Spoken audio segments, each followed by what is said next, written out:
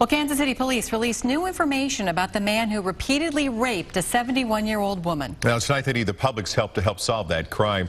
As Amy Hawley reports, this part of town that might be more difficult. Amy?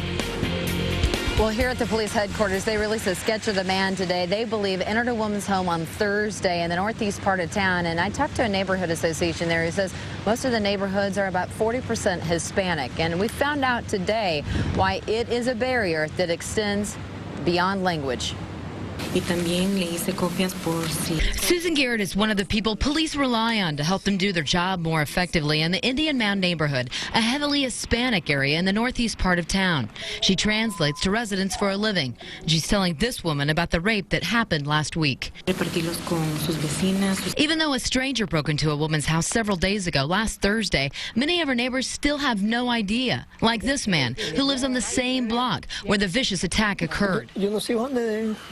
That's the problem. Susan says the language barrier leaves Spanish speakers vulnerable and police struggling to keep the community safe. They know that, that's a major barrier for them in trying to do their work. The composite sketch released new today is the first time many residents are finding out about the days-old crime. Thursday, the woman had fallen asleep, awoke to get a glass of water from her kitchen when the stranger emerged from a shadow near her refrigerator.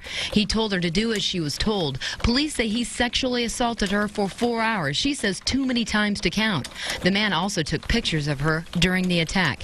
Police have no idea how he got in. The details are scary and police need the public's help, but Susan says the public has to understand before they can provide clues detectives need to find the man. Did she have any idea? No, not at all. This was the first time that she had found out about the incident. And feeling afraid, lives by herself. Susan was the first person to warn this woman of crime in her own neighborhood.